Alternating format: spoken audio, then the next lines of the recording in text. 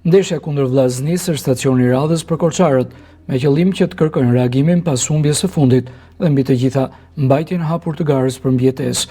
Edhe pse bëhet fjalë për një ndeshje të jetë të vështirë me një ekip që kërkon titullin në këtë sezon, për dhe kuq duan të provojnë gjithçka për të arritur atë që kanë objektiv kryesor në fund të këtij kampionati.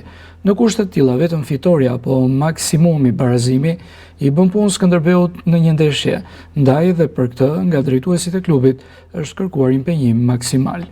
Burimet sigurta bin me disë se ka pasur një takim mes presidentit Takaj dhe ekipit, ku kreu i klubit korçar ka kërkuar impenjim maksimal dhe sakrificë nga çdo lojtar deri në fund të kampionatit.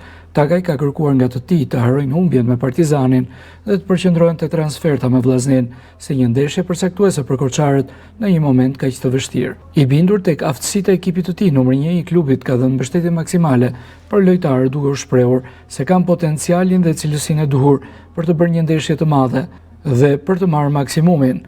Të tilla fjalë Takaj ja ka thënë ekipit fill pas ndeshjes me Partizanin, duke mundur që të rrisë besimin dhe motivimin e lojtarëve për ndeshjet e ardhshme.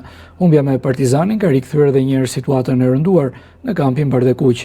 Një ndeshje që ishte përcaktuese për fatin e ekipit ka shkuar dëm, ndaj skuadrës i del për detyrë që të rrisë nga e para garën për mbijetesë. Në këtë takim kaq delikat në transfert, korçarët ka mungesa të rëndësishme, siç është sulmuesi Bismarck. Afrikani i Skënderbeut ka dalë i dëmtuar nga fusha me Partizanin dhe me shumë mundësi do të jetë një mungesë e madhe për korçarët në takim.